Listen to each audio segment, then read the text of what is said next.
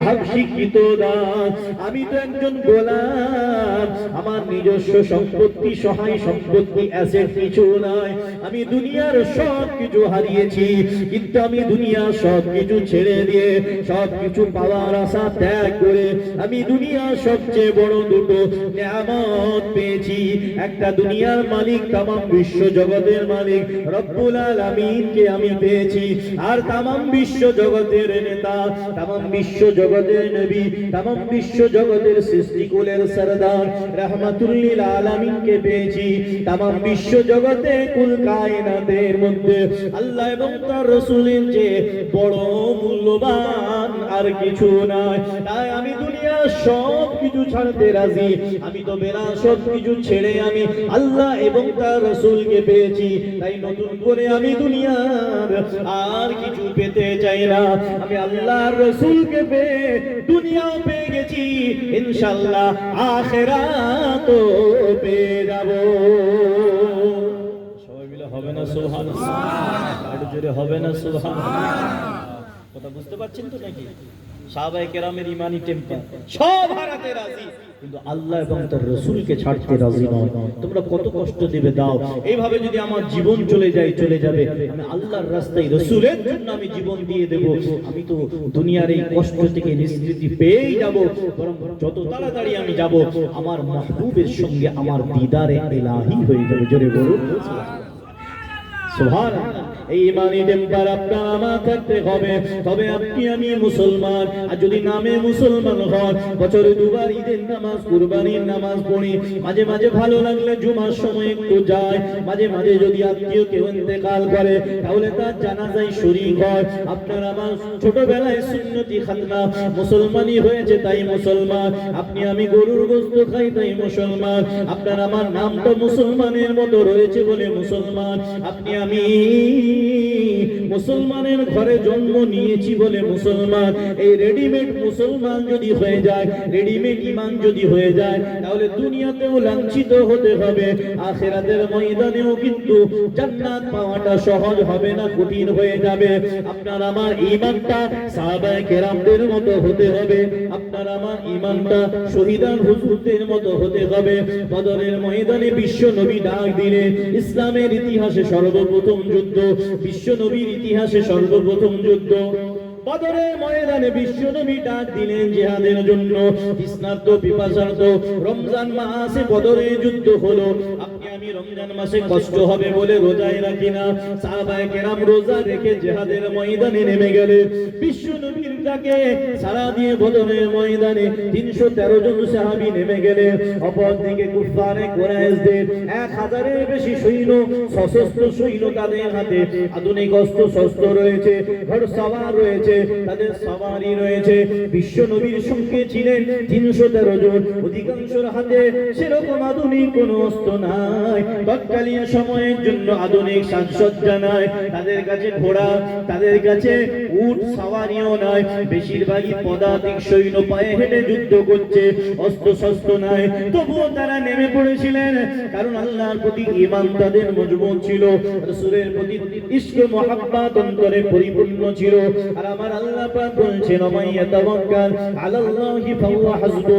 কোরআন শরীফ 10 পারা সূরা তাওবা। আমার আল্লাহ বললেন, মাইয়া তাওয়াক্কাল আলাল্লাহি ফাহুয়া হাসবু।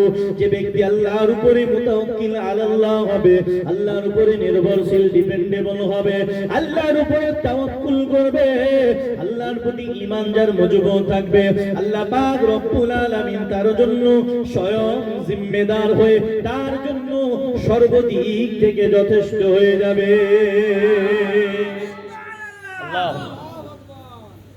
আল্লাহ পাক রব্বুল আলামিন তার জন্য যথেষ্ট হয়ে যাবে। আল্লাহর প্রতি যদি ভরসা থাকে, যে আগুন আপনাকে আমাকে জ্বালিয়ে পুড়িয়ে ছারখার করে দেয়, সে একই আগুন ইব্রাহিম নবীর পুরো শরীরে একটা পশম পর্যন্ত পুড়াবে না। ইব্রাহিম নবীকে সুস্থ স্বাভাবিক অক্ষত অবস্থায় ওই নমরুদের আগুন থেকে আমার আল্লাহ হেফাজত করে দিয়েছিলেন। জুড়ে বলুন।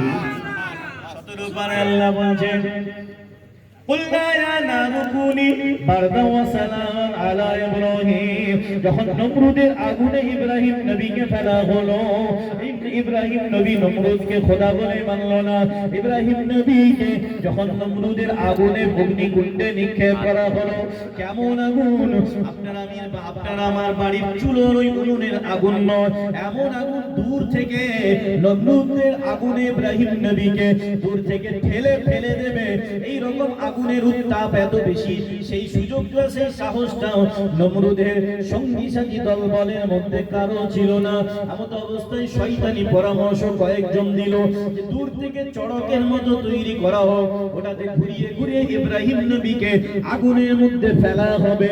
ওই অবস্থায় ফেলা হলো। ইব্রাহিম নবী টেনশন করলেন না, কারণ ওনার মধ্যে ইমানি টেম্পার ছিল। ইব্রাহিম নবী ভাবলেন, আমি যদি আল্লাহকে আল্লাহর জন্য, আল্লাহকে আল্লাহ বলে স্বীকার করে নিয়েছি, আমি আল্লাহর প্রতি ঈমান রেখেছি, আমি মুতাওয়াক্কিল আলাল্লাহ হয়েছি, আমি আল্লাহ পাকের উপরে তাওয়াক্কুল ভরসা করেছি, আমি আল্লাহর জন্যই আগুনের মধ্যে আমি ইব্রাহিম যেতে রাজি হয়েছি।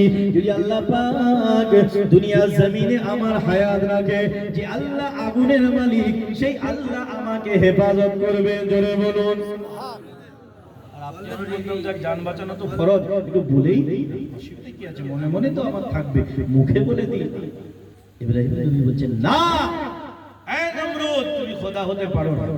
যে খোদা আমার, তিনি तमाम বিশ্ব জগতের খোদা। যদি বলুন না সুবহান। খালি একটা সাম্রাজ্যের বাদশা তুমি খোদা দাবি করছো, এটা হতে পারে না। তো বললো, না, ইব্রাহিম নবীকে আগে সাইজ করতে হবে, নাহলে তো এর দলের কথা শুনে আমার দল থেকে লোক চলে যাবে, সব আল্লাহর বান্দা হয়ে যাবে আমি। নমরুদ নাউজুবিল্লাহ, আমার প্রজারা তো সব আস্তে আস্তে কেটে যাবে। আগুনে ফেলা হলে ইব্রাহিম নবীর ভরসা আছে, যদি আল্লাহ হায়াত আমার দুনিয়ার জমিনে রেখে থাকেন, তাহলে এই আগুন থেকে হেফাজত করবে। আর যদি আল্লাহর পরীক্ষায় আমি এই দুনিয়া থেকে আমার হায়াত শেষ হয়েও যায়, তাহলে আমি তো আল্লাহর জন্য শহীদ হয়ে যাই। যদি বলুন ফিলিস্তিনবাসীদের এই টেম্পার কাজ করছে। আপনি ভাবতে পারেন, খাওয়া নেই, দাওয়া নেই, কিচ্ছু নেই, ঘর নেই, বাড়ি নেই, সেহরি নেই, ইফতার নেই, রোজা কামাই নেই, মসজিদ ভেঙে গেছে, বিস্ফোরণে ঘর বাড়ি চলে গেছে, তারাবির নামাজ কাজা নেই। জোরে বলুন না সুবহান। চোখের সামনে মাসুম বাচ্চাগুলো শহীদ হয়ে গেছে, নওজোয়ান যুবকগুলো শহীদ হয়ে যাচ্ছে, চোখের সামনে মা বোনেরা শহীদ হয়ে যাচ্ছে, চোখের সামনে। রিপোর্টার বলছে, আমি অবাক হয়ে গেলাম ফিলিস্তিনবাসীর দৃশ্য দেখে। কয়েক ঘন্টা আগে যিনি অন্যজনের লাশ বয়ে নিয়ে যাচ্ছিল জানাজার জন্য, কয়েক ঘন্টা পরে দেখছি উনি খাটিয়ায় শুয়ে রয়েছে, লাশ হয়ে ওনাকে অন্যজন বয়ে নিয়ে যাচ্ছে। ইন্না লিল্লাহি ওয়া ইন্না ইলাইহি রাজিউন। কারণ ওদের ইমানি জজবা হলো, যদি জিততে পারি আল্লাহর জন্য, রাসূলের জন্য, ইসলামের জন্য কিছু অবদান রাখতে পারি, যদি জিততে পারি, তাহলে ইমানদার গাজী হয়ে যাবে। আর যদি দুনিয়া ছেড়ে চলে যায়, তাহলে শহীদ হয়ে আল্লাহর দরবারে চিরস্থায়ী জান্নাতি হয়ে যাব। নারে তাকবীর, নারে তাকবীর, নারে রিসালাত, ফুরফুরা শরীফ, ফিলিস্তিন জিন্দাবাদ। আর আপনার আবার ইমানি টেম্পার সেরকম হতে হবে। আপনি বলছি না আপনি জিহাদে চলে যান, আপনি আপনার পাশের কোনো অন্য ধর্মের মানুষ, নিরীহ মানুষকে আঘাত করেন না, এই পারমিশন ইসলাম দেয়নি। লা ইকরাহা ফিদ্দীন, দ্বীনের মধ্যে, ধর্মের মধ্যে জোর জবরদস্তি নেই। লাকুম দীনুকুম ওয়ালিয়া দীন, তাদের ধর্ম, তাদের মতাদর্শ তাদের কাছে, আমার মতাদর্শ, আমার মতবাদ আমার কাছে আছে। কিন্তু যদি আঘাত আছে ঈমানের উপরে, যদি আঘাত আছে কোরআনের উপরে, যদি আঘাত আছে সুন্নাহর উপরে, যদি আঘাত আছে রাসূলের ইজ্জত সম্মান আজমতের উপরে, যদি আঘাত আছে দ্বীন ইসলামের শরীয়তের উপরে, তখন আপনি ঈমানদার হয়ে দাবি করবেন আর আপনি নিজে চুপচাপ থাকবেন, এটা হতে পারে না। আপনাকে ঈমানের পরিচয় দিতে হবে। অন্তত জবান দিয়ে, মুখ দিয়ে অন্যায়ের প্রতিবাদ আপনাকে করতে হবে, না হলেও অন্তত অন্তর থেকে ঘৃণা করে সরে আসতে হবে। আর সর্বপ্রথম হচ্ছে হাত দিয়ে, হাতটা যেমন লাগানো, যেমন চালানো, যেমন যেখানে আপনার সামর্থ্য চালাতে হবে। হাদিস শরীফ, বিশ্বনবী বললেন, মান রাআ মিনকুম মুতাগায়্যিরান মান রাআ মিনকুম মুনকারান, মান রাআ মিনকুম, তোমাদের মধ্য থেকে যদি কেউ দেখো মুনকারন, কোন অন্যায় কাজ, ফালইয়ুগাইয়ির বিয়াদিহি, তাহলে সর্বপ্রথম নিজের হাত দিয়ে প্রতিহত করো, হাত দিয়ে থামিয়ে দাও, অন্যায়টা প্রতিহত করো। ফাইন লাম ইয়াস্তাতি, যদি তাদের সামর্থ্য না হয়, ফাবিলিসানিহি, তাহলে জবান দিয়ে, মুখ দিয়ে অন্যায়ের প্রতিবাদ করো। প্রথমে প্রতিরোধ করো, তারপরে প্রতিবাদ করো। প্রথমে প্রতিরোধ করো, থামিয়ে দাও, যেটা করলে বন্ধ হবে সেটা করো। হাত দিয়ে যেটা দরকার সেটা করো, সামর্থ্য থাকলে। যদি না পারো, সক্ষম যদি না হও, ফাইলাম ইয়াস্তাতি ফাবিলিসানিহি, তাহলে জবান দিয়ে অন্যায়ের প্রতিবাদ করো। ফাইলাম ইয়াস্তাতি ফাবিকলবিহি, যদি সেটাও না করতে পারো, অন্তর দিয়ে ঘৃণা করে অন্তত সেখান থেকে সরে আসো। তাহলে কি হবে? ফাযালিকা আযআফুল ঈমান, তাহলে অন্তত দুর্বলতম ঈমানটা বেঁচে যাবে। আর যদি যা হচ্ছে হচ্ছে, অন্তর থেকে তাকে সাপোর্ট করি দুনিয়াবি কিছু স্বার্থের জন্য, না অসুবিধা নেই, তাহলে কিন্তু ঈমানটাও চলে যাবে। ফিলিস্তিনবাসী সর্বপ্রথম যেটা করছে, সাহাবায়ে কেরামের আদর্শ সর্বপ্রথম প্রতিরোধ করছে, আর আপনি আমি দূর থেকে সেটা সক্ষম নয় বলে প্রতিবাদ করছি। আর অন্তর থেকে ওই ইহুদিবাদী জায়নিস্ট তামাম বিশ্ব জগতে যারা অশান্তি ছড়ায় তাদের জন্য ঘৃণা করছে। যদি মুসলমান হন তাহলে ঘৃণা করতে হবে। আবার এর মাঝখানে কিছু নামধারী মুসলমান বলছে, কেন ফিলিস্তিনবাসী এরকম করলো, কেন করতে গেল, শক্তি নাই, কেন করতে গেল? আপনি 365 দিন আপনার উপর টর্চার হচ্ছে, আঘাত হচ্ছে, মা বোনেদের ইজ্জতহানি হচ্ছে, চোখের সামনে আপনার, চোখের সামনে আল্লাহর ঘরকে বেইজ্জতি করা হচ্ছে, চোখের সামনে আপনার জমিগুলো দখল করে নেওয়া হচ্ছে। যে জমিন পবিত্র জমিন, বাইতুল মুকাদ্দাস, আরদুল মুকাদ্দাস, সে মসজিদে আকসা, যে মসজিদে আকসা 17 মাস কিবলা ছিল, যে মসজিদে আকসা বিশ্ব নবী মেরাজের রাত্রিতে ইমামুল মুরসালিন হয়েছিলেন, 70,000 নূরের ফেরেশতা জিবরাইল সহ বিশ্ব নবীর পিছনে মুসল্লি হয়েছিলেন, যে মসজিদে আকসা বাইতুল মুকাদ্দাসে তামাম নবী রাসূল পয়গম্বর আলাইহিস সালাতু ওয়াস সালামরা রূহানি হালতে বিশ্ব নবীর পিছনে নামাজ পড়েছিলেন, যে মসজিদে আকসায় বিশ্ব নবী ইমাম হয়েছিলেন, যে মসজিদে আকসা থেকে বোরাকে চেপে বিশ্ব নবীর ঊর্ধ্বগমন হয়েছিল, কাবা শরীফের মসজিদ, মসজিদুল হারাম থেকে মসজিদে আকসা পর্যন্ত ইসরা নৈশ ভ্রমণ, রাতের সফর, এটা ছিল জমিনের সফর, আসমানের সফর শুরু হয়েছিল ওই ফিলিস্তিনের মসজিদে আকসা বাইতুল মুকাদ্দাস থেকে। জোরে বলুন সুবহানাল্লাহ। সুবহানাল্লাহ।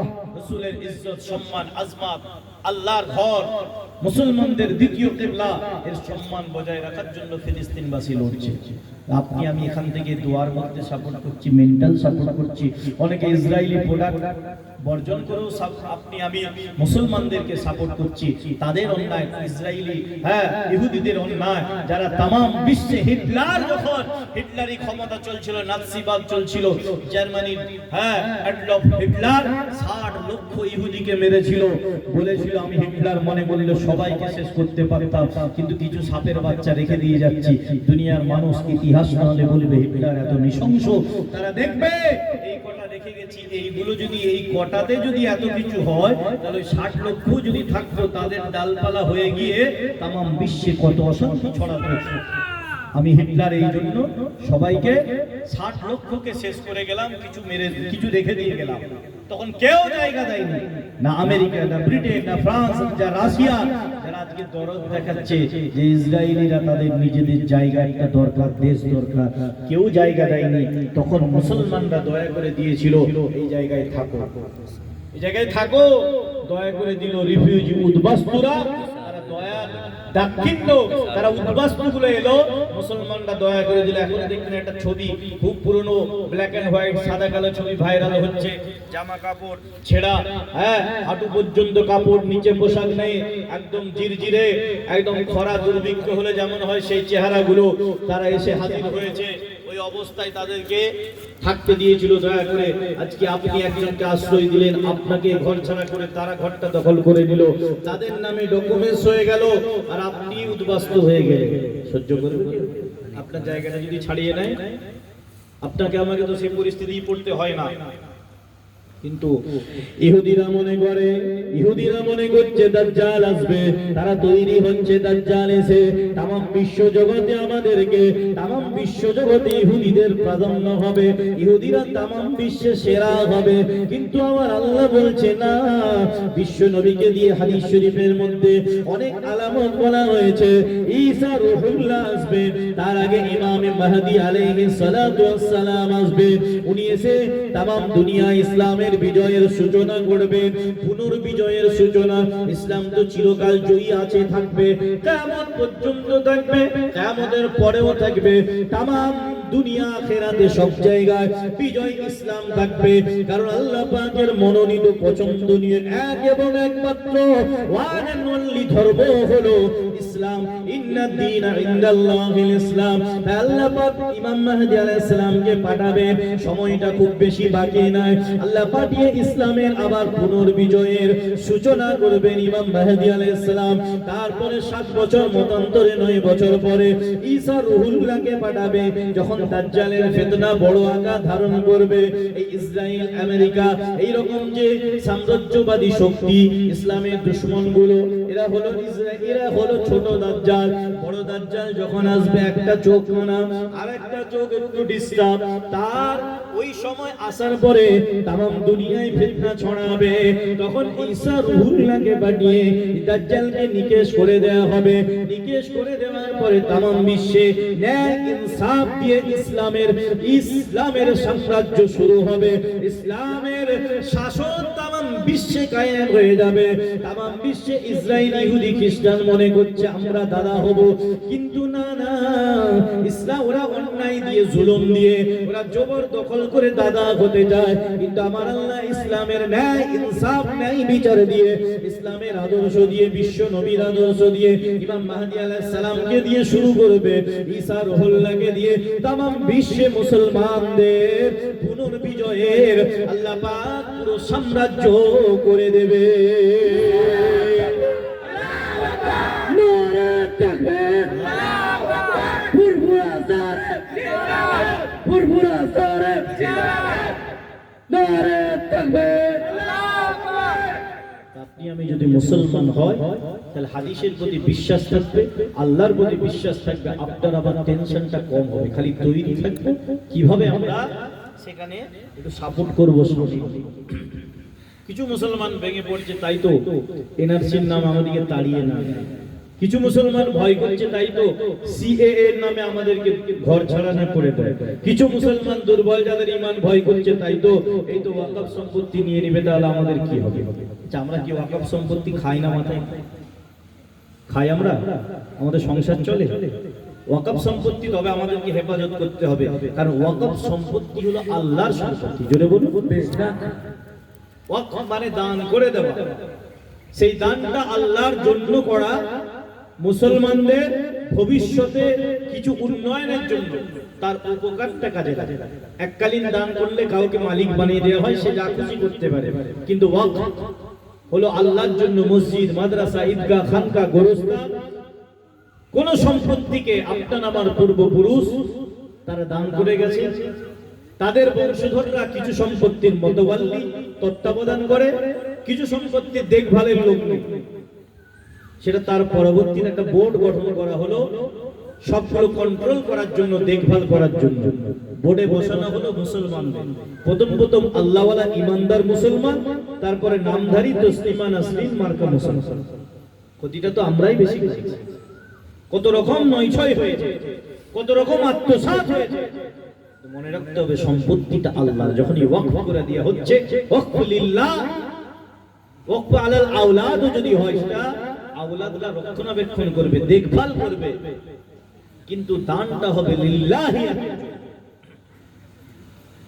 কাজে লাগবে মসজিদের জন্য, কাজে লাগবে মাদ্রাসার জন্য, কাজে লাগবে ঈদগাহর জন্য, কাজে লাগবে দরগার জন্য, কাজে লাগবে মাজারের জন্য, কাজে লাগবে গোরস্থানের জন্য, কাজে লাগবে মুসলমান সমাজের উন্নতির জন্য।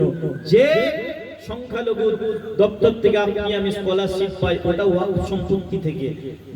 মুসলমানদের মসজিদের ইমাম সাহেবরা যে ভাতাটা পায়, এটা নিয়ে তো অনেক কেস কাচারি হচ্ছিল, চাপা দেওয়ার জন্য, উড়িয়ে দেওয়ার জন্য। তারপর যখন দেখলো ওয়াকফ স্টেট থেকে দেওয়া হয়, সব চুপ হয়ে গেল। মুসলমানদের যে সম্পত্তি আপনার আমার পূর্বপুরুষ যারা ধনী ব্যক্তি দিয়ে গেছে, সঠিকভাবে যদি রক্ষণাবেক্ষণ করে সঠিকভাবে যদি সঠিক জায়গায় দেওয়া হয়, কারো মুখাপেক্ষী হতে হবে, সরকারের সাহায্যও দরকার। বলবেন না সুবহানাল্লাহ। ওয়াকফ সম্পত্তি আল্লাহর সম্পত্তি, হেফাজত আল্লাহর সম্পত্তি। যখন আল্লাহ হেফাজত আল্লাহ করবে, তবে আপনাকে আমাকে একটু সাহায্য করতে হবে। দুনিয়ার সিস্টেমেটিক্যালি আপনাকে আমাকে দাঁড়াতে হবে, আজকে প্রতিবাদ করতে হবে শান্তিপূর্ণভাবে। কারণ ওরা চাইছে এটাকে হাতিয়ে নেওয়ার জন্য, ওখানে কিছু অমুসলিম প্রতিনিধিও রাখবে। পরবর্তীতে বলবে এটা বিতর্কিত, কাগজের ডকুমেন্টসের প্রবলেম আছে, ইনজেকশন তারিখ জারি করে দিল, সুপ্রিম কোর্টে স্টে অর্ডার পড়ে গেল, গোরস্থান এখন এখানে দাফন করা যাবে না, ফয়সালা হোক। আপনার আমার একটা বাড়ি করছি, জায়গা নিয়ে দুজনের দ্বন্দ্ব, সুপ্রিম কোর্টে কেস ঠুকে দিল, ইনজেকশন জারি হলো, কোর্ট থেকে অফিসার এসে বলল এখন স্টে অর্ডার দেওয়া হয়েছে, বাড়ি করা যাবে না যতক্ষণ না ফয়সালা হচ্ছে। না আপনি করতে পারবেন না আপনার চাচাতো ভাই করতে পারবে। ঠিক সেরকম পরিস্থিতি তৈরি করবে। লাস্টে বলবে এটা বিতর্কিত, যেমন করে বাবরি মসজিদ হলো এটা বিতর্কিত, এটা সরকারের কাছে চলে যাবে। চিন্তা ভাবনা এটা। কিন্তু সম্পত্তি আল্লাহর হেফাজত করবে আল্লাহ। শয়তান শয়তানি করবে। নমরুদ করে গেছে, হামান করে গেছে, সাদ্দাত করে গেছে, কারুন করে গেছে, আবু জেহেল করে গেছে, আবু লাহাব করে গেছে, উতবা শাইবা করে গেছে, পৃথ্বীরাজ চৌহান করে গেছে খাজা মঈনুদ্দিন চিশতিকে হিন্দুস্তানের জমিন থেকে সরানোর জন্য। কিন্তু যে খাজা মঈনুদ্দিন চিশতি কয়েকজন সঙ্গী নিয়েছে হিন্দুস্তানের জমিন থেকে, যে পৃথ্বীরাজ চৌহান তাকে সরাতে পারেনি, সেই খাজা মঈনুদ্দিন চিশতির হাতে সরাসরি 90 লক্ষ মানুষ মুসলমান হয়ে গিয়েছিল। জোরে বলুন না সুবহানাল্লাহ। ছুরি চালাতে হয়নি, তলোয়ার চালাতে হয়নি, বন্দুক চালাতে হয়নি, যুদ্ধ করতে হয়নি।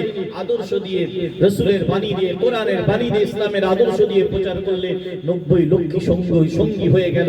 আজকে সেটা কয়েক কোটিতে দাঁড়িয়ে আছে। জোরে বলবেন না সুবহানাল্লাহ। দু চারজন মুসলমানকে যদি হিন্দুস্তান থেকে তাড়াতে না পারে, পৃথ্বীরাজ চৌহান কি এখনের প্রধানমন্ত্রী রাষ্ট্রপতির চেয়ে ক্ষমতা কম ছিল? যদি তাড়াতে না পারে, তাহলে আমরা তো 120 কোটি যদি হয়, এখন আরো বেশি, তো তার মধ্যে কমপক্ষে তো 20 কোটি আছে। যেটা বলবেন না, তবে দেখতে হবে 20 কোটিটা কত অরিজিনাল কতগুলো আছে আর ভেজাল কতগুলো। এই অরিজিনাল যদি 20 কোটির মধ্যে 2 কোটিও হয়, খাজা মঈনুদ্দিন চিশতি হুজুরের সঙ্গী সাথী কয়েকজন সঙ্গী সাথী পুরোটাই অরিজিনাল হিরে, আর আপনি আমি তো ভেজাল খাদ, ওইজন্য টেনশনটা হয়। আপনি আমি যদি অরিজিনাল ইমানদার বদরের ময়দানের মুজাহিদিনদের মতো হতে পারি, আপনার উহুদের ময়দানের মুজাহিদিন সাহাবীদের মতো হতে পারি, খান্দাকের জমিন, খাইবারের জমিন, জঙ্গে জামাল, জঙ্গে সিফফিন, জঙ্গে রিদা, জঙ্গে হুনাইন, জঙ্গে তাবুক, জঙ্গে কারবালা, ইমামে হুসাইন হুজুরের শরীর মুবারকে 33টা তীরের আঘাত ইয়াজিদ বাহিনী নিক্ষেপ করলো, 34টা বল্লামের আঘাত দূর থেকে নিক্ষেপ করলো, সামনে থেকে মোকাবেলা করার মতো শেরে খোদা আলী হুজুরের সন্তান ইমামে হুসাইনের সামনে যাওয়ার ক্ষমতা নাই। শেরে খোদা আলী হুজুরের সামনে গিয়ে লড়াই যেমন করার ক্ষমতা কোন কাফের বেদিন মুশরিকের ইসলামের দুশমনের ছিল না, ইমামে হুসাইনের সামনে গিয়ে লড়াই করার মতো ক্ষমতা ছিল না।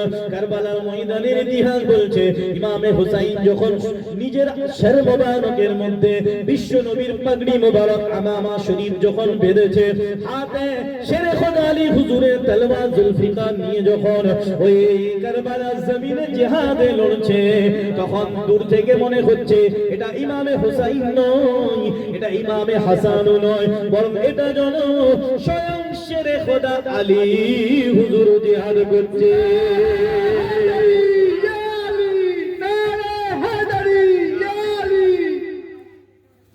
এটা ইমামে হুসাইন না, এটা স্বয়ং যেন শেরে খোদা লড়াই করছে। কাফের ইয়াজিদ বাহিনী, মুনাফিক বাহিনী কেউ সামনে যাওয়ার ক্ষমতা নেই।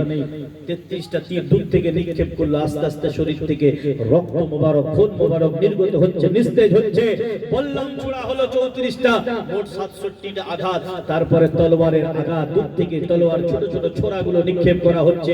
ঘোড়ায় পিঠে যেতে যেতে আস্তে করে সাইড থেকে তলোয়ারের আঘাত মেরে দিচ্ছে। সামনে গিয়ে লড়াই করার ক্ষমতা নাই। 100টার উপরে আঘাত, শরীরটা ক্ষত বিক্ষত, নিজের কোলের শিশু সন্তান আলী আসগার শহীদ হয়ে গেল, নিজের দুই বাহুর মধ্যে শহীদ হয়ে গেছে, যুবক সন্তান আলী আকবর শহীদ হয়ে গেল। আস্তে আস্তে সঙ্গী সাথীরা শহীদ হচ্ছে। ৭২ জন সঙ্গী সাথী নিয়ে ইমামে হুসাইন তবুও দুর্বল হচ্ছেন না। ইমানি টেম্পার, শরীরটা দুর্বল হয়ে গেছে, খাওয়া নেই, তৃষ্ণার্ত, পিপাসার্ত, শরীর দুর্বল, মানসিক ভাবেও ভেঙে পড়ছে। এক এক করে সঙ্গী সাথী চলে যাচ্ছে, শরীরটা থেকেও রক্ত মোবারক ঝরছে। কারবালার জমিনটা, ধুলার মাটিটা লাল হয়ে যাচ্ছে। ইমামে হুসাইন নিস্তেজ হচ্ছেন না, উনি কারবালার ময়দানে শুয়ে পড়ছেন না। এর দুটো কারণ, যদি পড়ে যান মাথার মধ্যে বিশ্ব নবীর পাগড়ি মোবারক ইমামা শরীফ রয়েছে, নবী পাকের পাগড়ি মোবারকের অসম্মান হবে। শরীরের ভরটা ওনার হাত মোবারকের মধ্যে থাকা জুলফিকার তলোয়ারটা দিয়ে ঠেস দিয়ে এরকম ভাবে মাথা উঁচু করে কারবালার জমিনে রয়েছে, শরীরটা পড়তে দিচ্ছেন না। পড়ে গেলে বিশ্ব নবীর পাগড়ি মোবারকের অসম্মান হবে, পড়ে গেলে হাতে জুলফিকার তলোয়ারের অসম্মান হবে। ওই অবস্থায় মাথা উঁচু করে রয়েছে। শহীদ হওয়ার আগে পর্যন্ত কারবালার জমিনে ইমামে হুসাইনের শরীরটা কেউ ফেলতে পারেনি। জোরে বলুন না সুবহানাল্লাহ। सर कटा दिया मगर सर झुकाया नहीं। ইমাম হুসাইন নীতির উপরে থেকে আল্লাহ এবং তার রাসূলের ইজ্জত সম্মানের জন্য, ইসলামের জন্য, দ্বীনের জন্য, শরীয়তের জন্য, কোরআনের জন্য, সুন্নাহর জন্য, রাসূলের আদর্শের জন্য, আসল ইসলাম, খাঁটি ইসলামকে तमाम দুনিয়ার মানুষকে চেনানোর জন্য ইয়াজিদের নামধারী মুনাফিকি, ইসলাম নামধারী মুনাফিকদের হাত থেকে মানুষকে সচেতন করার জন্য, আসল ইসলামকে জিন্দা করার জন্য ইমামে হুসাইন নীতির উপরে থেকে শহীদ হয়ে গেছেন।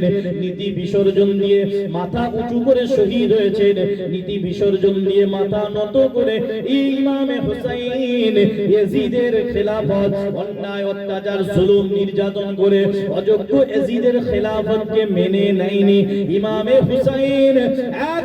হুসাইন কারবালার ময়দানে সাময়িকভাবে শহীদ হয়ে মনে হচ্ছে ইমামে হুসাইনকে মনে হচ্ছে ইয়াজিদ হারিয়ে দিয়েছে, কিন্তু না, ইমামে হুসাইন শহীদ হয়ে ইসলামকেও জিন্দা করে গেছে আর নিজের নামটাকেও জিন্দা করে দিয়ে গেছে।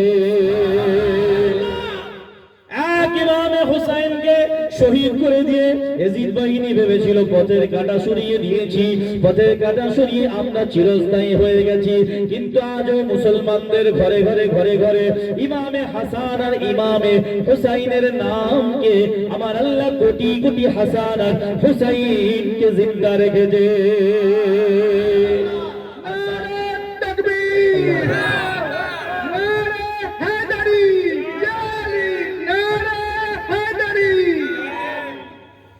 অপরদিকে ইয়াজিদের বংশধরেরাও তার নাম রাখে। তারপর ইতিহাস দেখেন, ইয়াজিদের বংশধররাও লজ্জায়, ঘৃণায়, অপমানে ইয়াজিদের নাম কেউ রাখে না। সবাই তো পূর্বপুরুষের নামে নাম রাখি, নিজেদের ছেলেদের নাম দাদার নামে বা পরদাদার নামে একটু সম্মানিত হলে রাখার চেষ্টা করি, নামটা মিশিয়ে জড়িয়ে রাখি, পুরোটা না হলো। দেখেন ইমামে হুসাইনের নাম কোটি কোটি মুসলমানের ঘরে ঘরে আছে, ইয়াজিদের নাম তার বংশধররাও রাখে। আল্লাহ দেওয়া সম্মান। আবু বকরের নাম কোটি কোটি কোটি কোটি মুসলমানের ঘরে আছে, কিন্তু আবু জেহেলের নাম তার বংশধররাও রাখে না।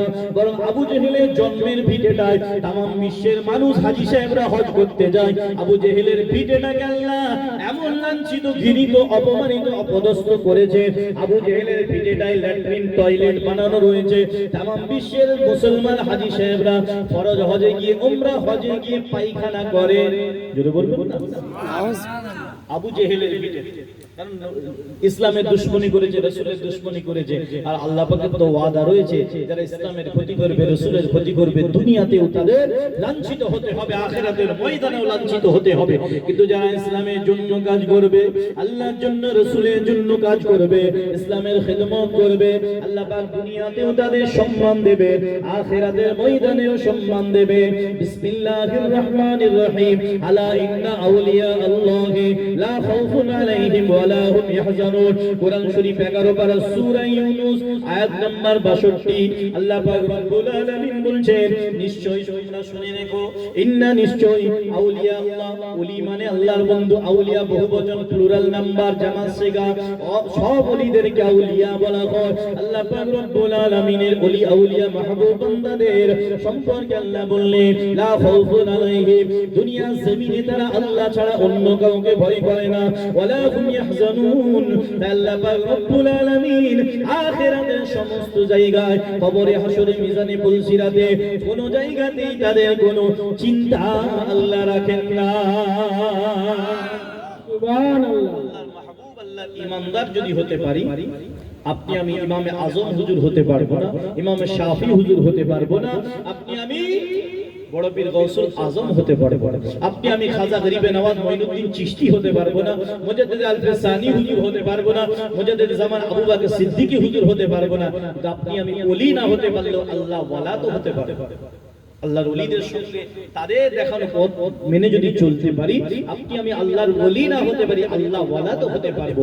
আপনি আমি হয়তো একদম ফার্স্ট কোয়ালিটির ইমানদার না হতে পারলেও থার্ড কোয়ালিটির ইমানদার হয়েও তো জান্নাতি হতে পারবো। আল্লাহ পাক রব্বুল আলামিন আপনাকে আমাকে, যদি আপনার আমার ঈমান মজবুত থাকে, কারণ আল্লাহ বলেছে রেডিমেড ঈমানদার হলে হবে না। কোরআন শরীফ 2 পারা সূরা বাকারা, ইয়া আইয়ুহাল্লাযীনা আমানু দুখুলু ফিস-সিলমি কাফা, হে ঈমানদারেরা, উদখুলু, তোমরা প্রবেশ করো, ফিস-সিলমি, ইসলামের মধ্যে, কাফাতান, পরিপূর্ণভাবে। পার্ট টাইম মুসলমান নয়, ফুল টাইম মুসলমান, বুঝতে পারছেন? পার্ট টাইম মুসলমান নয়, ওই দুদিন ঈদের দিন, কুরবানির দিন বেশ ভালো করে জম্পেশ মুসলমান, জুম্মার দিন জম্পেশ মুসলমান, গোশ খাওয়ার সময় জম্পেশ মুসলমান, মিলাদ মাহফিলের সময় খুব ভালো মুসলমান, তারপরে অন্যরকম হতে হবে। ভাইরা বাবাজিরা কষ্ট পাবেন না, মুসলমান হলে ফুল টাইম মুসলমান। আপনি আমি মুখেও বলবো মুসলমান হিসাবে গর্ব করি, অন্তরের দিয়েও মুসলমান হিসাবে গর্ব করতে হবে। আপনার আমার কাজটাও মুসলমানের মতো হতে হবে, সাহাবায়ে কেরামের মতো হতে হবে, শহীদান হুজুরদের মতো হতে হবে, আল্লাহর ওলিদের মতো হতে হবে, আল্লাহর মাহবুব বান্দাদের মতো মুসলমান হতে হবে। তাহলে দুনিয়াতেও চিন্তা থাকবে না, আখিরাতের ময়দানেও চিন্তা থাকবে না। দুনিয়ার শক্তি, আদম নবীর পিছনে ইবলিস শয়তান লেগেছিল, তাই শয়তান যতদিন জিন্দা থাকবে, শয়তানের সঙ্গ ভঙ্গ কখনো ফেরাউনের মতো, কখনো হামানের রূপে, কখনো নমরুদের রূপে, কখনো আবু জেহেলের রূপে, কখনো আবু লাহাবের রূপে, কখনো ট্রাম্পের রূপে, কখনো বেঞ্জামিন নেতানিয়াহুর রূপে, কখনো দাজ্জালের রূপে শয়তানের অনুসারী, শয়তানের চেলারা আসবে। কিন্তু আপনি আমি যদি ঈমানদার হতে পারি, আদম নবীর মতো ইবলিসের সঙ্গে কোনো কিছু থাকবে না।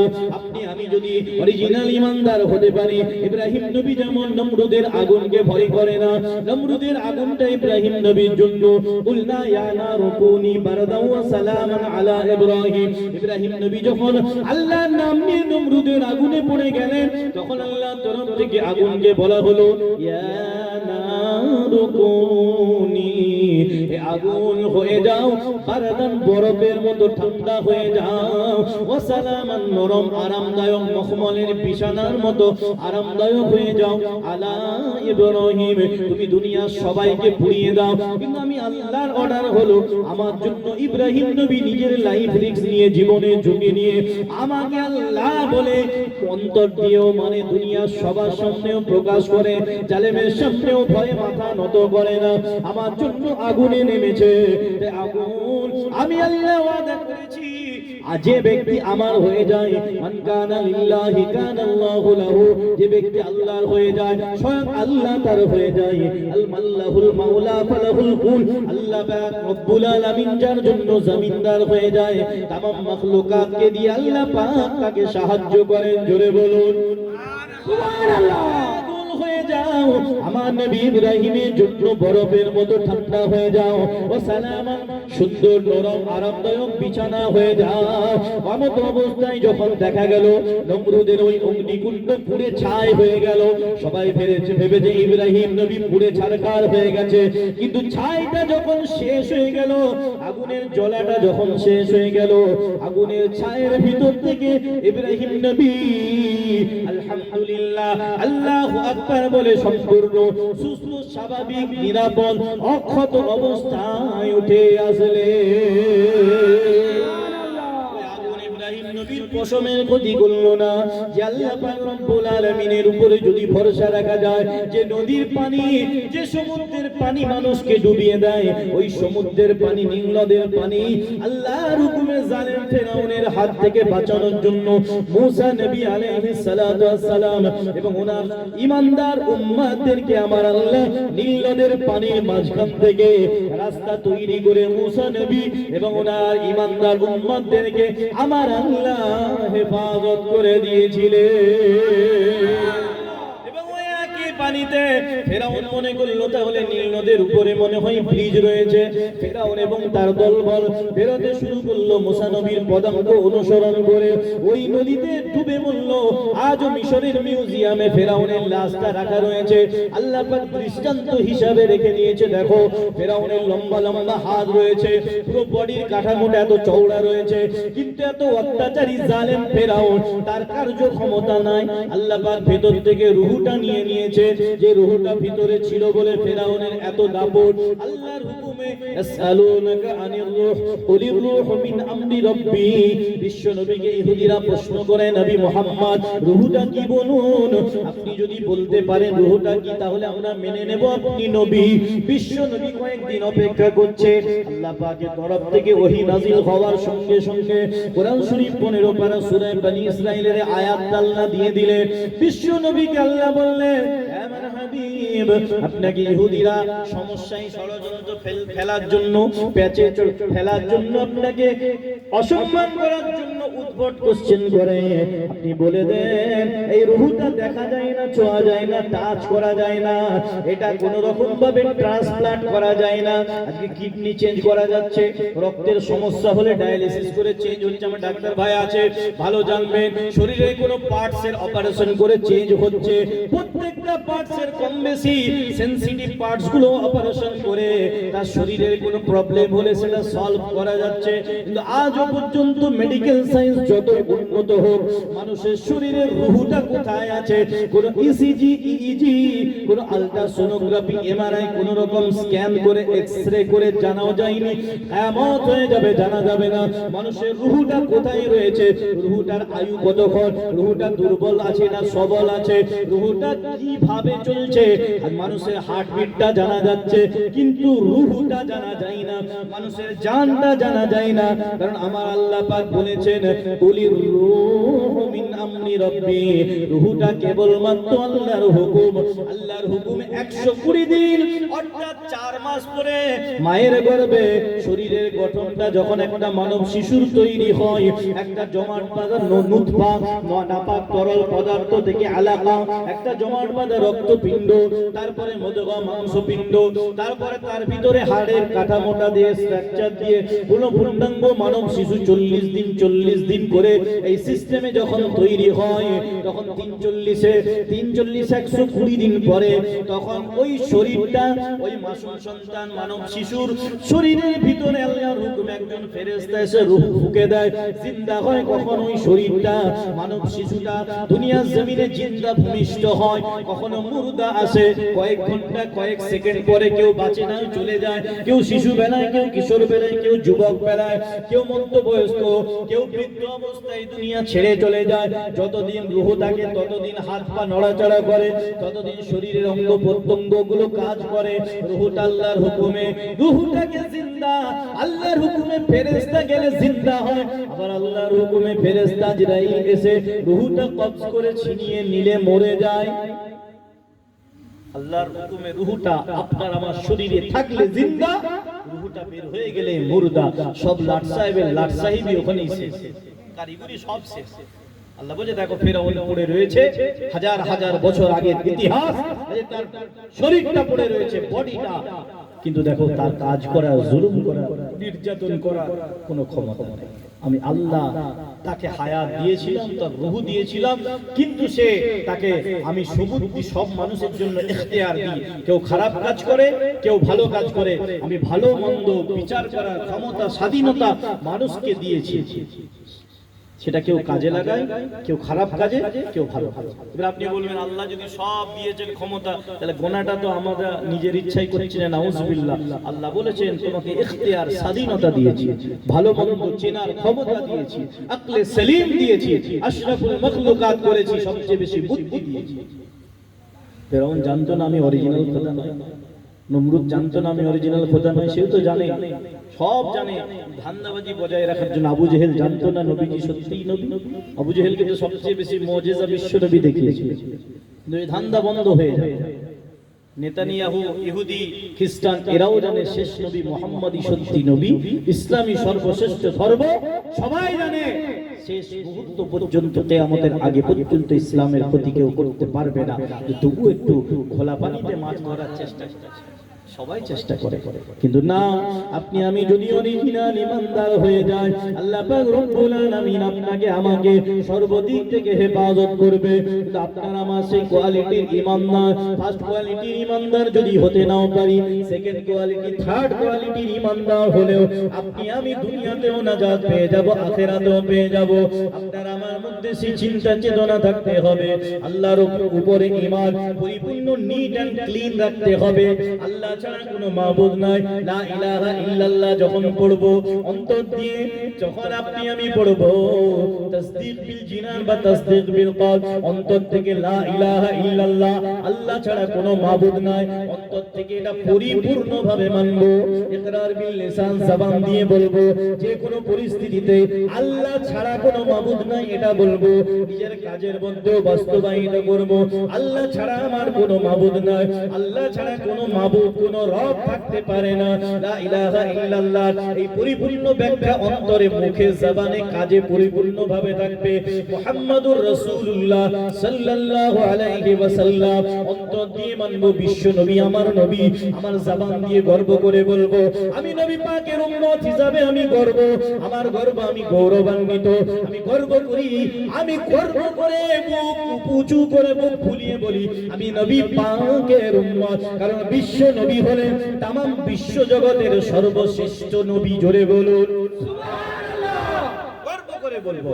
আমার সুবহানাল্লাহ, আমার গ্রামে যদি একটা ডাক্তার থাকে, একটা অফিসার থাকে, একটা মাস্টার থাকে, একটা ইঞ্জিনিয়ার থাকে, একটা ভালো আলেম থাকে, একজন ভালো মুফতি থাকে, একজন ভালো আল্লাহ ওয়ালা থাকে, আমি গর্ব করে পরিচয় দিই। আপনি জানেন আমার ওই গ্রামে যে একজন ভালো আইপিএস অফিসার, আইএএস অফিসার আছে, একজন ভালো ডাক্তার আছে, একজন বড় উকিল আছে, ব্যারিস্টার আছে, একজন প্রফেসর আছে, একজন ভালো বড় আলেম আছে, আল্লাহ ওয়ালা আছে, ওই গ্রামে আমার বাড়ি, পরিচয় দিই, তার পরিচয় নিজেকে গর্ববোধ করি। তাহলে মুসলমান গর্ববোধ করতে হবে আমি তামাম দুনিয়ার নবী, তামাম কুল কায়নাতের নেতা, তামাম বিশ্ব জগতের রাহমাতুল লিল আলামিনের উম্মত। আমি জোরে বলে বলুন সুবহানাল্লাহ। যেই থাক, ইহুদি থাক, খ্রিস্টান থাক, নাসারা থাক, গায়ের কম থাক, দুশমন থাক, সবার সামনে বুক ফুলিয়ে বলবো তুমি যেটা করো আমার আপত্তি নেই, কিন্তু আমি মানি রাসূলুল্লাহকে। জোরে বলে সুবহানাল্লাহ। আপত্তি নাই তুমি তোমার করো, তা আমি মানি রাসূলুল্লাহ, আমি রাসূলের উম্মত, এটা আপনাকে গর্ব করে বলতে হবে। ফিলিস্তিনবাসী যেমন করছে চালা, কিন্তু আমি আল্লাহর রাসূলকে ছাড়বো না। বিলাল যখন বলেছিল আঘাত করো, আমি আল্লাহ এবং তার রাসূলকে ছাড়বো না। বদরের ময়দানে জিহাদিরা বলেছিল যা খুশি করার করে দাও। আবু জেহেল, আবু লাহাব, উতবা, শাইবা, মুহাম্মাদের সঙ্গে নেমেছি, আল্লাহর জন্য নেমেছি, আল্লাহর জন্য, রাসূলের জন্য। যদি জিতে ফিরি গাজী হয়ে, বিজয়ী হয়ে ফিরবো, যদি চলে যাই শহীদ হয়ে, আল্লাহর দরবারে নৈকট্য হাসিল করে যাবে। জোরে জোরে সুবহানাল্লাহ।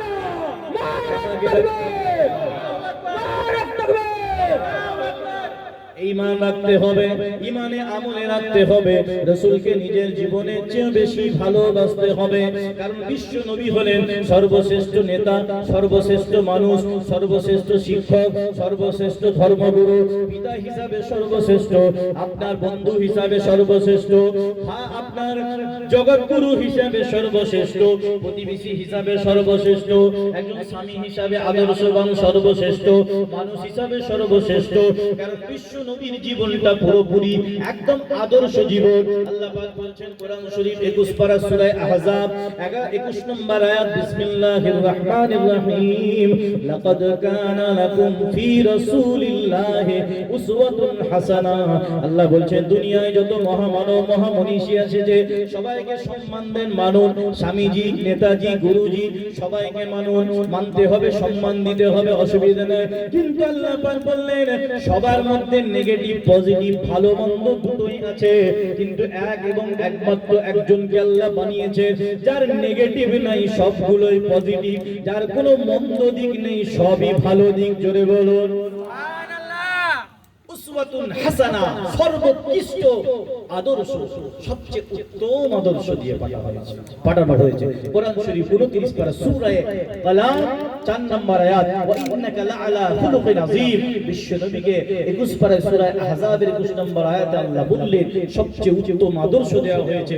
29 পারা সূরা কালামের মধ্যে আমার আল্লাহ বললেন ইন্নাকা লাআলা খুলুকিন আযীম, আমার হাবিব আপনাকে আমি সবচেয়ে উন্নত ক্যারেক্টার, সবচেয়ে বেস্ট ক্যারেক্টার দিয়ে পাঠিয়েছি, সবচেয়ে উন্নত চরিত্র দিয়ে পাঠিয়েছি। জোরে বলুন সুবহানাল্লাহ। বিশ্ব নবীর চরিত্র মোবারকের মধ্যে কোন রকম জিনা নাই, কোন রকম গোনা নাই, কোন রকম অশ্লীলতা নাই, কোন রকম পাপাচারিতা নাই, কোন রকম মিথ্যা কথা নাই, কোন রকম চিটিংবাজি নাই, কোন রকম প্রতারণা নাই, কোন রকম ভণ্ডামি নাই, কোন রকম ছলনা নাই, কোন রকম মিথ্যা কথা নাই। তামাম বিশ্ব জগতে যত মহামানব মহামনীষী এসেছে সবার জীবনী দেখেন কোন না কোন নেগেটিভ দিক রয়েছে, বিশ্ব নবীর কোনো নেগেটিভ না। এমনকি তামাম বিশ্ব জগতে বিশ্ব রেকর্ড হয়ে আছে আমার আপনার হাবিবের 63 বছরের পুরো জীবনে, বিশ্ব নবীর পুরো লাইফ হিস্ট্রিতে 63 বছরের জীবনে তামাম বিশ্ববাসী অবাক হয়ে যাবে। 63 বছরের হায়াতে একটা ব্যক্তি তামাম 63 বছরের জীবনে কোনোভাবে ইচ্ছাকৃত তো হবেই না, অনিচ্ছাকৃতভাবে মিথ্যা কথা বিশ্ব নবীর জবান মোবারক থেকে বের হয়নি। সর্বদিক থেকে কোথাও আপনি দেখতে পারবেন না নবী পাক সাল্লাল্লাহু আলাইহি ওয়াসাল্লাম কারো উপর জুলুম করেছে, কারো হক নষ্ট করেছে, কারো উপর অন্যায় করেছে, কারো অধিকার কেড়ে নিয়েছে, কোথাও আপনি দেখাতে পারবেন না। এমনকি বিশ্ব নবীর জীবনে যত যুদ্ধ হয়েছে একটা যুদ্ধ বিশ্ব নবী অফেন্সিভ করেননি, আক্রমণাত্মক আগে থেকে যুদ্ধ করেন। জোরে বলবেন না সুবহানাল্লাহ। করেছেন ডিফেন্সিভ, রক্ষণাত্মক। বিশ্ব নবীর উপরে আঘাত এসেছে, ইসলামের উপর আঘাত এসেছে, দুশমনের আগে আঘাত করেছে, বিশ্ব নবী সেটা ডিফেন্স করেছেন, প্রতিহত করেছে। তাও বলেছে যুদ্ধক্ষেত্রে যাচ্ছ, শত্রুপক্ষের জায়গা জমি যদি থাকে, তাদের বাগান থাকে, তাদের গাছ থাকে, গাছগুলোরও ক্ষতি করা যাবে না, নারীদের, শিশুদের, বয়স্ক যারা যুদ্ধ করে না তাদেরও ক্ষতি করা যাবে না। আপনি দেখান ইসলামের ইতিহাসে এমন আদর্শবান কমান্ডার সেনাপতি কে আছে দেখান। এখন যুদ্ধ মানেই তো লুটপাট আগে হয়, হামলা ভাঙচুর আগে হয়। বিশ্বনবী বলছেন না, যারা তোমার সাথে যুদ্ধ করবে শুধু তাদের সাথেই লড়ো, তাদের ধন সম্পত্তি যদি যুদ্ধক্ষেত্রে কিছু ফেলে দিয়ে যায়, অস্ত্র শস্ত্র মালে গনিমত হিসাবে ওটা পাবে, কিন্তু তার আগে ভাঙচুর করে, লুট করে, অগ্নিসংযোগ করে, ক্ষয়ক্ষতি করে নয়।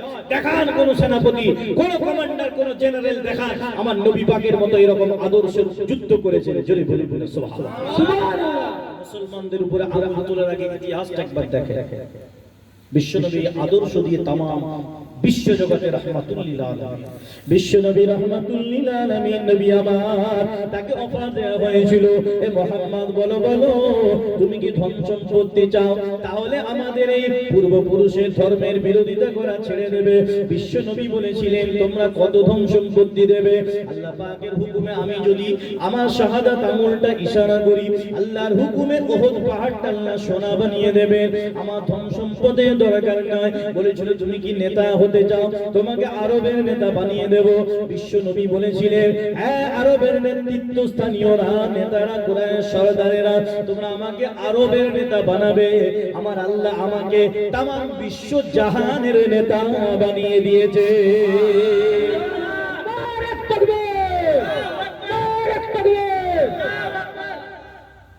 আরেকটা অফার ছিল, মানুষ তো এই তিনটে অফারেই কাবু, টাকা পয়সা, পোস্ট, গদি মানে চেয়ার, আর একটা সুন্দরী নারী, যুবক। নবী অফার দেয়া হলো তুমি আরবের মধ্যে সবচেয়ে সুন্দরী নারীকে বিয়ে করতে চাও না, বিয়ে দেওয়ার ব্যবস্থা করবো, বলো।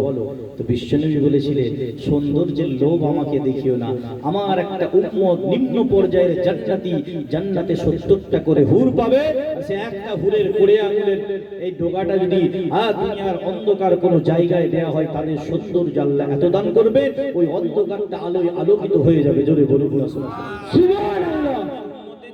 অবস্থা হয় তুমি আমাকে সৌন্দর্য দেখাচ্ছ।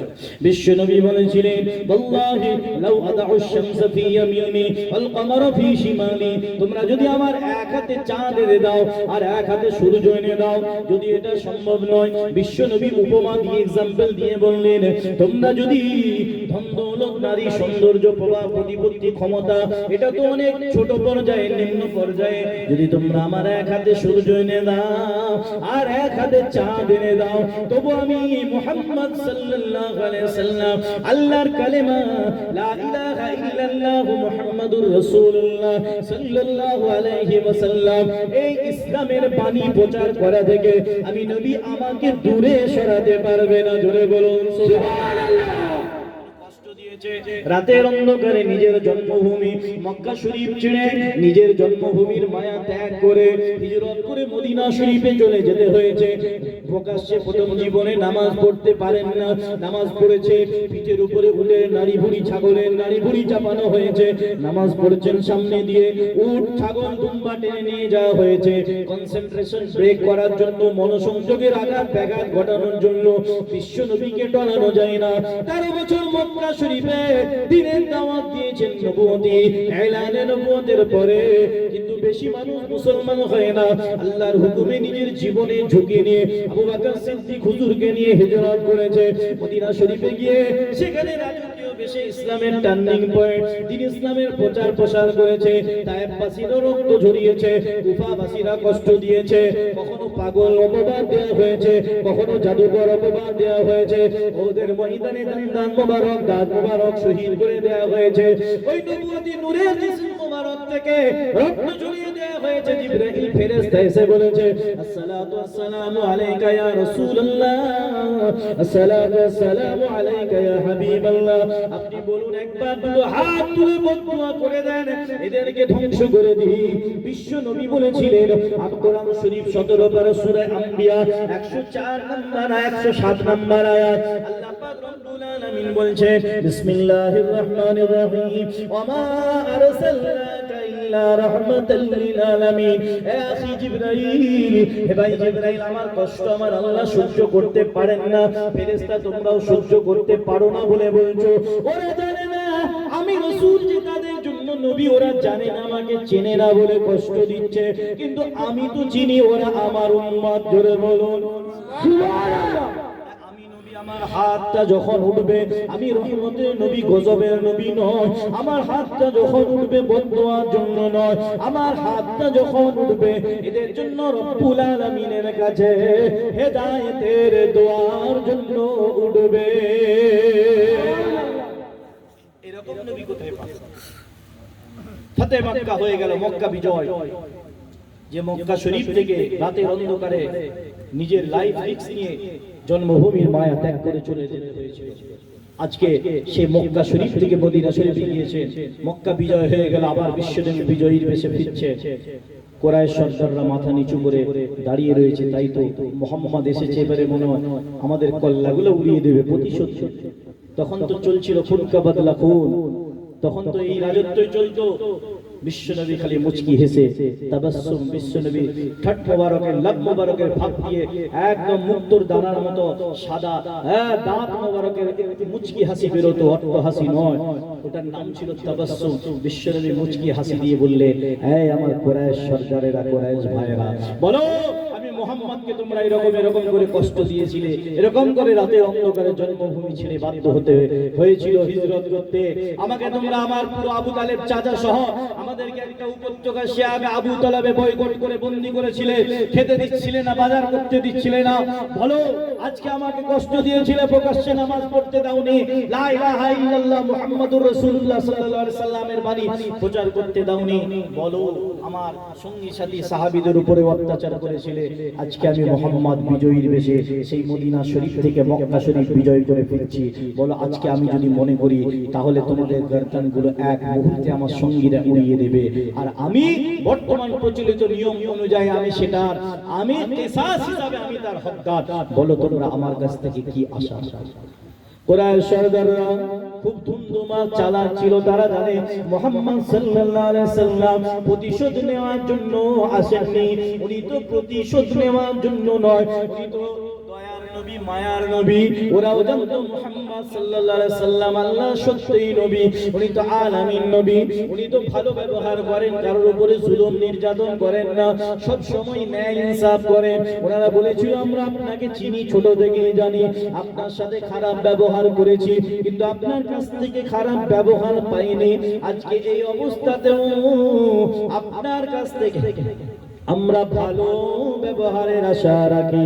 বিশ্ব নবী তখন তাদেরকে নিঃশর্তে ক্ষমা করে দিয়েছিলেন, বলেছিলেন তোমরা যদি চাও মুসলমান হতে পারো, ইসলামের কলেমা পড়ে মুসলমান হতে পারো।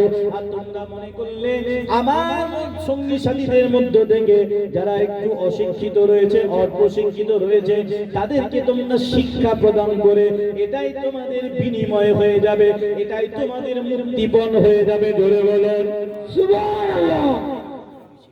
সে নবীর ইজ্জত সম্মান মর্যাদা আল্লাহ এত বাড়িয়েছে, কলেমায় আল্লাহর নামের সঙ্গে রাসূলের নাম দিয়েছে, লা ইলাহা ইল্লাল্লাহর সঙ্গে মুহাম্মাদুর রাসূলুল্লাহ দিয়েছে, আযানে আল্লাহর নাম আশহাদু আল্লা ইলাহা ইল্লাল্লাহর সঙ্গে আশহাদু আন্না মুহাম্মাদুর রাসূলুল্লাহ সাল্লাল্লাহু আলাইহি সাল্লাম দিয়েছে। আপনার কলেমায় নবী, আলা আযানে নবী, ইকামতে নবী, আত-তাহিয়াতু লিল্লাহি ওয়াস সালাওয়াতু ওয়াত তাইয়্যিবাতু, আসসালামু আলাইকা আইয়ুহান নবী, আত-তাহিয়াতু তাশাহুদের মধ্যে আল্লাহর নামের প্রশংসার সঙ্গে রাসূলের প্রতি সালাম দরুদ শরীফ দিয়েছেন। তারপরে কোরআন আপনার কবরে যাবে মান রব্বুকা মা দীনুকার পরে আমার নবীকা বলে সেখানে রাসূল পাকের সম্মানার্থে তার নামের কোশ্চেন রেখেছে। হাশরের ময়দানে হাউজে কাউসার বিশ্ব নবীকে পুরোপুরি বন্টনের দায়িত্ব দিয়েছে। মাকামে মাহমুদ সিজদায় পড়ে হাশরবাসীর জন্য সুপারিশ করার ক্ষমতা, তার পারমিশন বিশ্ব নবীকে আল্লাহ দিয়েছে। সেই নবী উম্মত হয়েছে। বিশ্ব নবী বললে জান্নাতের 8টা জান্নাতের 50% আদম সফিউল্লাহ থেকে ঈসা রুহুল্লাহ পর্যন্ত সমস্ত নবী রাসূল পয়গম্বর আলাইহিস সালাতু ওয়াস সালামের উম্মতদের জন্য, আর আমি শুধু মুহাম্মাদের উম্মতের জন্য বাকি 50% আল্লাহ রিজার্ভেশন করে রেখে দিয়েছে। জোরে বলুন সুবহানাল্লাহ। সুবহানাল্লাহ। জান্নাতের চাবিটা সর্বপ্রথম আল্লাহ পাক রব্বুল আলামিন আমার হাতে দেবেন। জান্নাতে সর্বপ্রথম আমি আল্লাহর নবী সর্বপ্রথম যাব। জোরে বলুন সুবহানাল্লাহ। সেই নবীর উম্মত আপনি আমি হয়েছি। আপনার আমার নামটাও হবে মুসলমানের, কাজটাও হতে হবে মুসলমানের। মুসলমান আপনি আমি নাম রেখেছি আল্লাহর হাবিবের, হ্যাঁ সুন্নতের ইত্তেবা করি না, নামাজ পড়ি না, হালাল হারাম বেঁচে চলি না। আপনি আমার আপনার আমার ইনকামটা সঠিক নেই, আপনার আমার নামাজের মোহাব্বত নেই, আপনার আমার রোজার মোহাব্বত নেই। রোজা মাস চলে গেল, কত মানুষ রোজা রেখেছি, বুকে হাত দিয়ে চিন্তা করেন ফিলিস্তিনবাসী সেহরি নাই, ইফতার নাই, রোজা ছাড়েনি।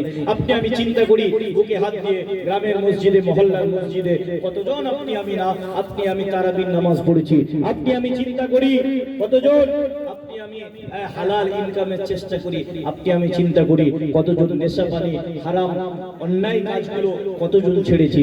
আপনি আমি চিন্তা করি রাসূলের ইশক মহব্বতে আপনি আমি বিবির জন্য কত কিছু ছেড়ে দিই। ডাক্তার বলেছে বলে কত কিছু অভ্যাস বলে ছেড়ে দিই, কিন্তু আমার নবী পাক বলেছে, আল্লাহর হুকুম হয়েছে, রাসূলের পাকের সুন্নাত, সেই দিকে তাকিয়ে আপনি আমি কতজন অন্যায়গুলো ছেড়েছি। বলে হারাম কাজগুলো, হারাম খাওয়াগুলো ছাড়তে হবে। আপনার আবার নামাজের পাবন্দি হতে হবে, হালাল পথে থাকবেন, হালাল ইনকামের বরকত হবে। আর আপনি হারাম পথে যাবেন, 1 কোটি টাকা ইনকাম হবে মাসে, মাস শেষে 10,000 টাকা দেনা। আর একজন দেখবেন হালাল পথে 10,000 টাকা ইনকাম করে, খাওয়া দাওয়া করে, পরিবার পরিজন নিয়ে জীবন যাপন করে, মাস শেষে 1,000 টাকা তার জমা পড়ে। কোনটা ভালো বলে? 10,000 টাই ভালো। 1,000 যদি জমা পড়ে, 1 কোটি টাকা ইনকাম করে যদি 10,000 দেনা হয়, তাহলে লাভ কি হবে? হালালের বরকত আছে, হারামের বরকত নাই। আপনি আমি খুব সাবধান। বর্তমান সময় দেখবেন রমজান মাস চলে গেল, কটা ভাই যাকাত দিয়েছি হিসাব করে। যাকাতের মসলা মাসাইল জানার চেষ্টাও করি না, মনে করি কোটিপতি হলে বলে সম্মানী হলে মনে যাকাত দিতে হয়।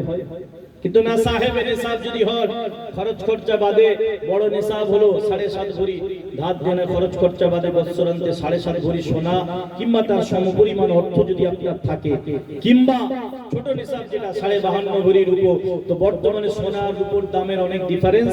সেই হিসাবে বর্তমান আপনার ইসলামিক স্কলাররা, পণ্ডিতরা, ফিকহবিদরা, মুফতিরা বলছেন যে জাকাতের যে ভয়াবহতা, জাকাত আদায় না করলে তার অনেক বিস্তারিত ব্যাখ্যা সময় লাগবে। মুফতি সাহেব হুজুর এসেছেন, আখেরি মনোনাত করবেন, আমার দুটো অবধি সময়, আপনি 10 মিনিট আছে, তো হুজুরকে রেখে বেশি কথা বলা যাবে না। অনেক বিস্তারিত ব্যাখ্যা আছে ভয়াবহতা আর দেওয়ার ফজিলত, পরে শুনবেন।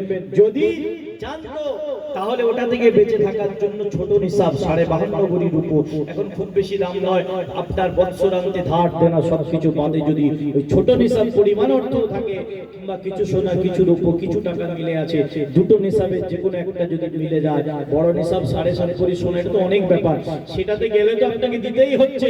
ছোট নিসাব পরিমাণ হলেও 50-55 হাজার টাকা হলে আপনার 52.5 ভরির উপর দাম, এটা হলেও আপনার দিয়ে দেওয়া দরকার। 2.5%, 1 লাখে 2.5 বিরাট কিছু ব্যাপার। আপনাকে সাবধান হতে হবে। নামাজ পড়েন না, নামাজ কায়েম করেন না, নামাজ আল্লাহ পাক যেখানে যেখানে নামাজ কায়েম করার কথা বলেছে, তারপরে পরে যাকাত আদায়ের কথা বলেছে, এই জিনিসগুলো আপনাকে আমাকে খেয়াল করতে হবে। যুবক, হালাল হারাম বেঁচে চলতে হবে, রাসূলের ইশক মুহাম্মদ